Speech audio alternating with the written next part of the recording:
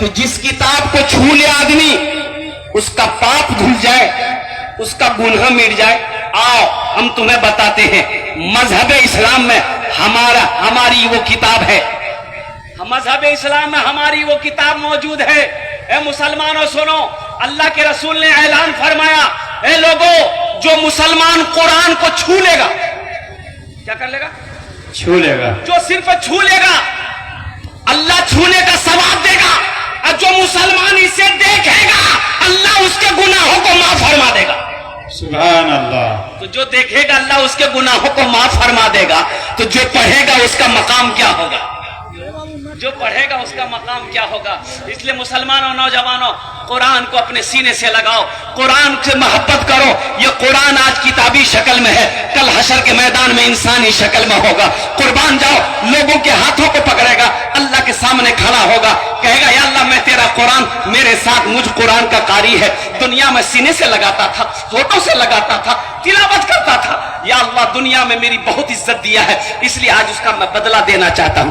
تو اللہ تو عالم الغیب و شہادہ ہے، پھر بھی میرا اللہ کہے گا قرآن تو کیا چاہتا ہے؟ تو قرآن کہے گا یا اللہ ہم اسے جنت میں داخل کرنا چاہتے ہیں۔ تو اللہ اعلان کرے گا جا اس کے ہاتھوں کو پکڑ جنت کے اندر میں داخل کر دے۔ اس سے جڑیں گے انشاءاللہ؟ ارے قرآن سے جڑو گے انشاءاللہ؟ کتنے لوگ تیار؟ ہاتھ اٹھائیں انشاءاللہ، میں دیکھنا چاہتا ہوں۔ قرآن سے جڑو، کامیاب ہو جاؤ گے۔ قرآن سے جڑو، اللہ عزت کی زندگی دے دے گا۔ قرآن سے جڑو، اللہ یہاں بھی کامیاب کرے گا، آخرت میں بھی کامیاب ہو جاؤ۔ بے شک۔ ایک حافظ قرآن 10 آدمی کو جنت میں لے کر جائے گا۔ بھائی کتنے کو لے کر جائے گا؟ 10 آدمی۔ اے بابو وہی بیٹھ جا بیٹا، بیٹھ جا جلدی بیٹھو نا، تمہارے لیے بھی تقریر کر دیں گے۔ اچھا جب تک میری تقریر ہو کوئی جانا نہیں کرے گا نا؟ ارے کوئی جائے گا نہیں لگ لے۔ اب ایک جگہ تقریر کر رہے تھے، ایک نوجوان کھڑا ہوا، میں نے کہا کیا ہوا؟ بولا ہائی انگل بیٹھو۔ وہ بیٹھ گیا، 10 منٹ کے بعد پھر کھڑا ہوا، میں نے کہا کیا ہوا؟ بولا مولوی صاحب بہت زور لگلا سا۔ بولے بیٹھو، وہ بیٹھ گیا۔ کچھ دیر کے بعد میری تقریر ختم ہو گئی، دیکھیے بیٹھا ہوا ہے، نظر پڑ گئی تو ہمیں اشارہ کیے بیٹا جو؟ بولے نہیں جو۔ تو ہم نے کہا کہاں جائے گا؟ تو بولے کیا کرنے جائیں گے؟ جو کرنے جا رہے تھے وہ یہی ہو گیا، اب جانے کی ضرورت نہیں ہے۔ قرآن سے جڑ جاؤ۔ صحرا میں جنگلوں میں، واہ واہ بہت خوب۔ صحرا میں جنگلوں میں، بیابان میں پڑھو، صحرا میں جنگلوں میں، بیابان میں پڑھو، مینار گر پڑے ہیں تو میدان میں پڑھو، مینار گر پڑے ہیں تو میدان میں پڑھو۔ یہ بے خبر نجومی تمہیں کیا بتائیں گے، کل ہونے والا کیا ہے، کل ہونے والا کیا ہے، یہ قرآن میں پڑھو، کل ہونے والا کیا ہے، یہ قرآن میں پڑھو۔ سبحان اللہ، بہت خوب۔ قیامت تک کیا ہونے والا ہے، یہ قرآن کھولو پڑھو، قرآن میں لکھا ہوا ہے۔ ایک حافظ قرآن 10 آدمی کو جنت میں لے کر جائے گا۔ کتنے کو لے کر جائے گا بھائی بولو؟ 10 آدمی۔ بولو بھائی کتنے کو لے کے جائے گا؟ اچھا ایک وکیل صاحب کتنے کو لے کے جائے گا؟ نہیں وکیل صاحب نہ لے کے۔ اور بعض مورخین فرماتے ہیں کہ ایک حافظ قرآن 10 سے بھی زیادہ لوگوں کو جنت میں لے کر جائے گا، لیکن متفقون علیہ حدیث ہے کہ 10 آدمی الحمدللہ وہ جو جہنم چلا گیا ہے اس کو نکالے گا، حافظ قرآن نکالے گا اس کو۔ اللہ سے کہے گا یا اللہ یہ دنیا میں میرے پاس کپڑا نہیں تھا، کپڑا پہنایا تھا، میں مدرسے میں پڑھتا تھا، میں غریب تھا، میرے پاس پڑھنے کے لیے پیسہ نہیں تھا، یہ اپنا پیسہ کھلا کر مجھے حافظ قرآن بنایا۔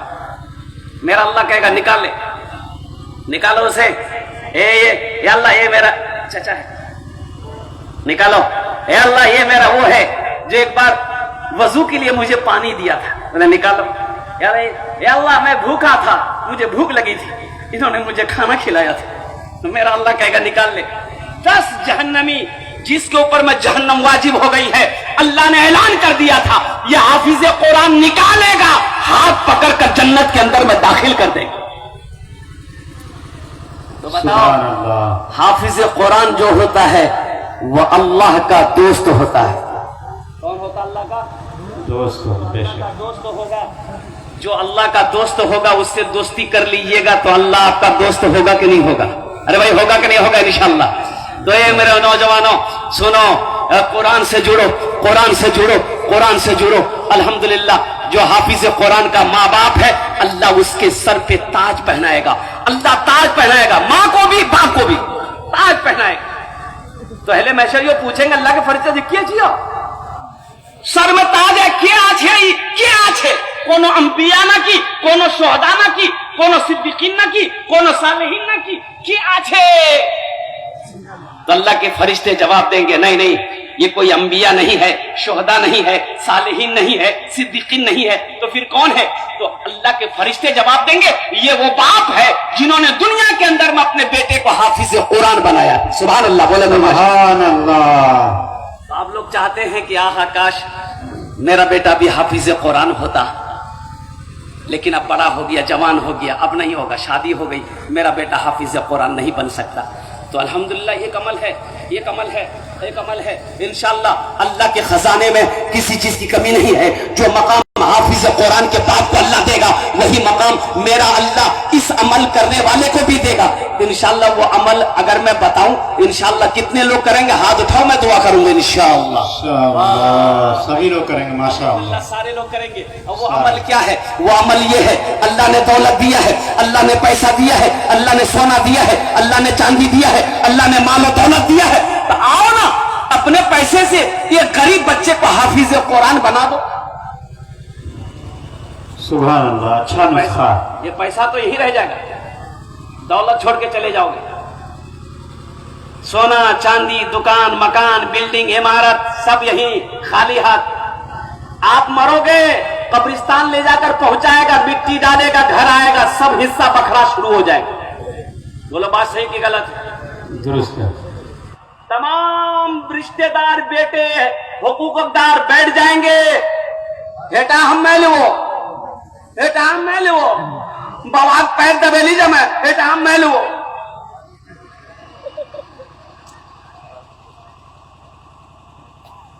جھمیلا شروع ہو جائے گا، جھمیلا شروع ہو جائے گا۔ باپ کا دو بیٹا، باپ مر گیا، اے بیٹا اے بیٹا، باپ کا دو بیٹا، باپ مر گیا، رشتہ دار لوگ آئے دفن کر کے آ گیا، بڑا بیٹا رات میں بولا رے کلوا بکرا کر بولی کی بکرا کرو؟ بولا جو کچھ بھی ہے بکرا کرو، حصہ کرو۔